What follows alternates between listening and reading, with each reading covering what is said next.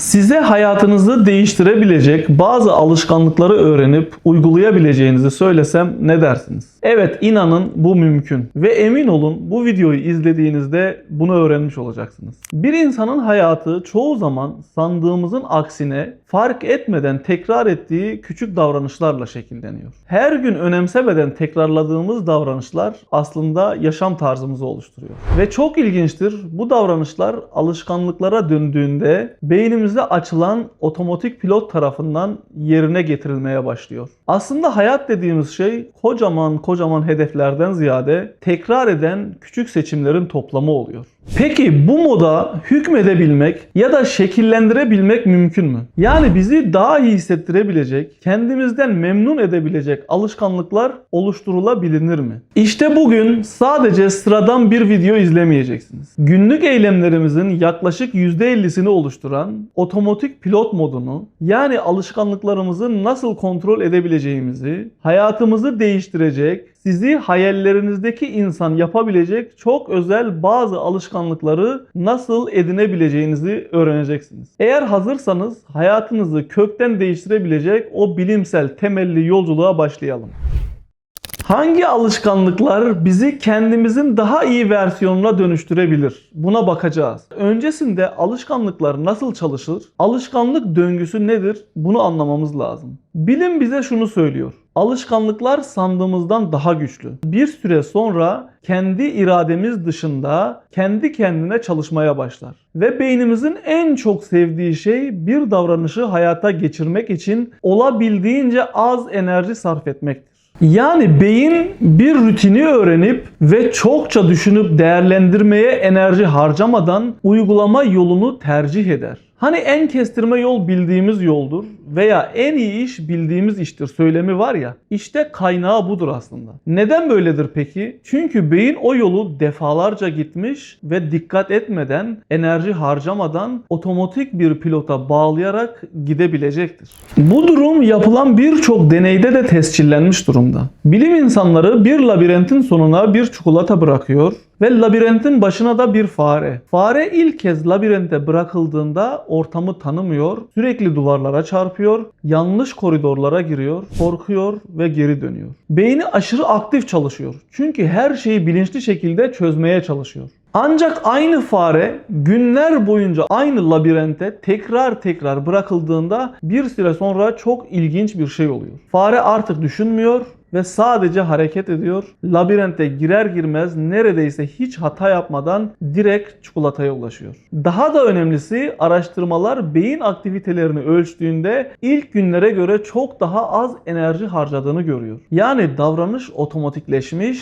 Beyin ona şunu söylüyor: bu işi daha önce çözdün. Artık enerji harcamana gerek yok. İşte alışkanlık tam olarak bu. Bu tespit bize şunu söylüyor: yeni bir davranışın otomatikleşmesi belli tekrarların sonunda gayet tabii bir şekilde mümkün. Yapılan araştırmalar bu tekrarların ortalama 66 gün olduğunu söylüyor. Kişiye ve davranışın zorluğuna göre 18 ila 254 gün arasında değiştiği söylense de her alışkanlığı edinmek bu kadar kolay olmayabilir. Yani mesele 21 günde hayatını değiştir kadar basit değil ama imkansız da değil. Alışkanlık döngüsü dediğimiz şey merkezde ulaşmaya çalıştığımız hedefin, hazzın etrafında işaret, rutin, ödül döngüsüyle çalışan bir mekanizma. İşaret beyinde bazı mekanizmaları tetikleyerek harekete geçirir ve rutine yönlendirir. O rutin yapılınca ödüle ulaşılır. Ve bu tekrarladıkça rutini yerine getirdiğimizde bir ödüle ulaşacağını bilen beyin bunu kaydeder, otomatik bir pilot gibi çalışmaya başlar. Her ödül ulaşmaya çalıştığımız asıl noktaya bizi bir adım daha yaklaştırır. Bu döngüde dopamin sistemi merkezi bir rol oynar. Beyin ödülü beklemeye başladığında davranış otomatikleşir. Alışkanlıklar yukarıda saydığımız şekilde aslında beynimizin enerji tasarrufunu yapma moduna sokar. Bir noktadan sonra alışkanlık oturur ve biz hiç zorlanmadan bunu yerine getirmeye başlarız. Bunu yapmaya alıştıkça daha iyi versiyon dediğimiz halimiz aslında sıradan bir yaşam olmaya başlar. Farede olan şey tam olarak bu. İşaret dediğimiz şey labirentin kendisi, başlangıç ortamı ve sesler. Rutin ise labirentte ilerleme davranışı. Ödül ise çikolata. Bir süre sonra fare ödülü daha görmeden harekete geçmeye başlıyor. Çünkü beyin artık ödülü beklemiyor. Hatta deneylerde bile farelerin beyninde ödül gelmeden önce heyecan sinyallerinin oluştuğu gözlemleniyor. Bu insan hayatında da birebir aynı şekilde çalışıyor. Mesela telefon bildirimi bir işaret, Instagram'a girme rutin, dopamin hissi ise bir ödül oluyor. Ya da sabah kahve kokusu işaret, masaya oturup çalışma rutin, başarma hissi ise bir ödül oluyor. En kritik nokta ise şu: beyin kötü alışkanlıklar ile iyi alışkanlıklar arasında maalesef ayrım yapamıyor. Sadece tekrar eden şeyleri otomatik hale getirmeyi biliyor. Alışkanlıkların Gücü kitabının yazarı Charles Duhigg şöyle bir tespitte bulunuyor. Bir alışkanlığı tamamen silmek mümkün olmayabilir. Ancak yeniden düzenlemek mümkündür. İşaret ve ödülü korur. Sadece davranış biçimini değiştirirseniz yepyeni ve faydalı bir alışkanlık edinebilmeniz mümkün olabilir. Dolayısıyla hayatınızı değiştiren şey motivasyon değil, tekrar edilen davranışlar oluyor. Bir davranış yeterince tekrar edildiğinde artık karar olmaktan çıkıyor. Kimliğinizin bir parçasına dönüşüyor. Fare artık labirenti düşünmediği gibi gayet tabii insan beyni de spor yapmak, kitap okumak veya ders çalışmayı da irade kullanarak değil, sistem kurarak yerine getirebilir. Bu çok hızlı gerçekleşmeyebilir. Bu durumda kendinizi suçlamayın. Başlangıçta zor gelen her şey yeterince tekrar edildiğinde beynin enerji tasarrufu yaptığı otomatik bir sisteme dönüşeceğinden emin olun. Şunu söylemeye çalışıyorum. Bir alışkanlığı edinmek için motivasyon sizi başlatabilir. Ancak sizi yolda tutacak asıl şey disiplindir. Motivasyon duygu durumunuza bağlıdır ve değişkendir. Disiplin ise bir karara dayanır. Uzun vadeli başarılar için motivasyonun gelmesini beklemek yerine disiplinli rutinler inşa edebilirsiniz. Disiplini geliştirmenin en kolay yolu ise küçük başlamak ve karar yoğunluğunu azaltan net rutinler oluşturmaktır.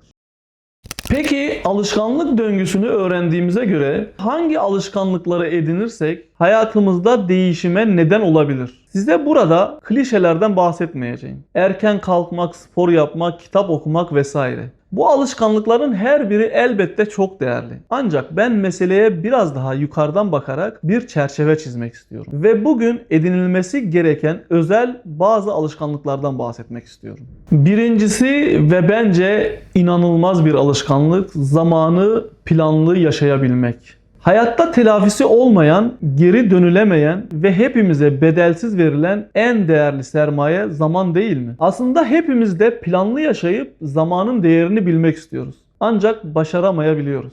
Bahsettiğim şey bir iş ya da bir proje geldiğinde bir plan dahilinde hareket etmek değil. Yıllarınızı, aylarınızı, haftalarınızı, günlerinizi planlamak, bu plan dahilinde bir hayat sürdürebilmek. Yanlış anlamayın. Programlı, planlı olmak, mükemmel olmak demek değil. Aslında mükemmel bir sisteme sahip olmak demek. Eğer bir sisteminiz varsa size sadece ona ayak uydurmak kalacak. Atomik Alışkanlıklar kitabında James Clear, kazananlar ile kaybedenler aslında aynı hedefe sahiptirler der. Peki neden bazıları kazanırken bazıları kaybeder? Çünkü alışkanlıklar bir zincir gibidir. Kırılmadığında sürekli olarak büyürler. Onlar bu alışkanlıklara sahip. Eğer zincire sadık kalabilirseniz planlı yaşamın getireceği sonuçlara siz bile şaşıracaksınız. Yeni gününüzde neleri yapacağınız, önünüzdeki ay neleri gerçekleştireceğiniz, o işleri yaparken nasıl bir metodoloji kullanacağınızı belirlediğinizde adeta bir cevap anahtarına sahip oldunuz demektir. Geriye kalan sadece uygulamak olacak. Peki neden bunu yapmak bu kadar zor sizce? Nedeni yukarıda bahsettiğimiz beynin enerji yakmak istememesi olabilir mi? Evet, tam olarak o aslında. Alışılagelmiş rutinler planlı çalışmanın önüne geçiyor ve her seferinde şunu yapayım, sonra şunu yaparım deyip hayatı yaşamaya devam ediyoruz. Aslında farkında olmadan en değerli sermayemizi tüketiyoruz. Yukarıda bahsettiğimiz alışkanlık döngüsüne planlı çalışmayı nasıl oturtabiliriz? Gelin bir de ona bakalım. Sürekli disiplinsiz olduğumuzu düşünüyoruz. Ama aslında sadece yanlış döngüyü tekrar ediyoruz. Planlı olmak istiyorsan ilk yapman gereken şey plana uymanı sağlayacak işaretlere sahip olman olacak. Dolayısıyla kendine biraz zaman tanı, düşün, yarın, bu hafta, bu ay ne yapman gerektiğini listele ve masana koy. Bunlar bir işaret olarak çalışmaya başlayacak. Daha sonra yapacaklarının ağırlığını omuzunda hissetmek yerine parçalara böl ve o parçaları gerçekleştirdikçe kahve, kısa film, reel izleme veya dopamin sağlayacak herhangi bir ödül ile ödüllendir. Alışkanlık döngüsünü kırmadan devam et. Belli bir süre sonra herhangi bir plan olmadan hiçbir iş yapamaz halde olacaksın. Planlamaya alıştığın zaman kaygı ciddi derecede azalacak, belirsizlik ortadan kalkacak, verimli çalışmaya başlayacaksın. Yazar Charles Duhigg kitapta şöyle bir ifade kullanır. Tekrar ettiğin davranış alışkanlığa dönüşür. Alışkanlığa dönüşen davranış ise zamanla seni dönüştürür. Yapılan çalışmalar şunu net olarak gösteriyor. İnsanların gün içerisinde verdiği kararlar arttıkça iradesi zayıflıyor. Başarılı insanlar bu yüzden günün planını akşamdan hazırlar, o gün içerisinde o plana uymaya çalışırlar. Kendilerini sürekli motive etmeye çalışmak yerine sistemlerini uygulamakla meşgul olurlar. Kapsamlı programını belirledikten sonra programın içerisinde küçük parçaları yerine getirmek için artık sadece işaret, eylem ve ödül döngüsünü arttırmak kalacak.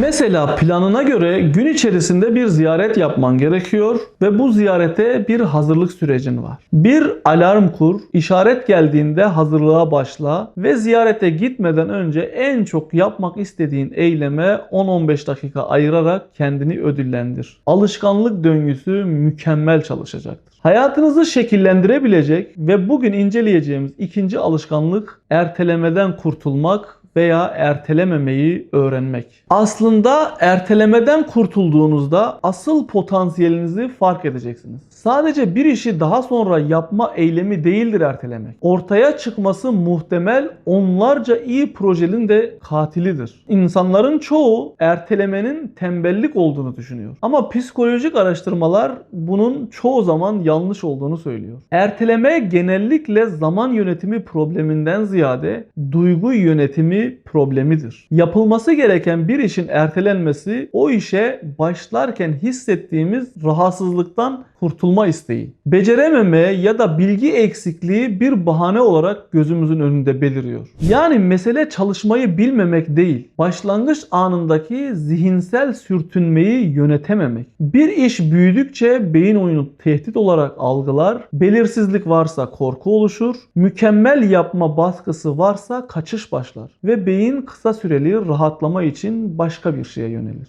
Tam bu noktayı alışkanlık döngüsüyle değiştirebiliriz. Çünkü erteleme aslında öğrenilmiş bir ödül sistemidir. İşaret yapılması gereken zor veya önemli iş, rutin telefona bakmak, başka bir işle meşgul olmak, birazdan bakarım demek. Ödül ise kısa süreli rahatlama isteği. Beyin şunu öğreniyor. Bu iş stres veriyor. Kaçarsam rahatlarım. Ve bu döngü tekrar edildikçe otomatikleşiyor. Çalışma gerekire odaklanmak yerine işe başlama alışkanlığı kazanmaya odaklanmalıyız. Bilimsel olarak insanların en zorlandığı nokta işin kendisi değil, işe giriş anı. Davranış biliminde buna başlangıç enerjisi deniyor. Bir daha tekrarlayayım. Beyin ne kadar az enerji harcarsa o davranışı o kadar kolay tekrar ediyor. Sınava hazırlanan bir yakınıma yardımcı olmak isterken Sana bu sınavı kazandıracağım. Ancak senden tek bir isteğim var demiştim. Garip karşılasa da sınavı kazanma ihtimali bile çok mutlu gelmiş olacak ki tabii ki ne istersen yaparım dedi. Tek istediğim şey neydi biliyor musunuz?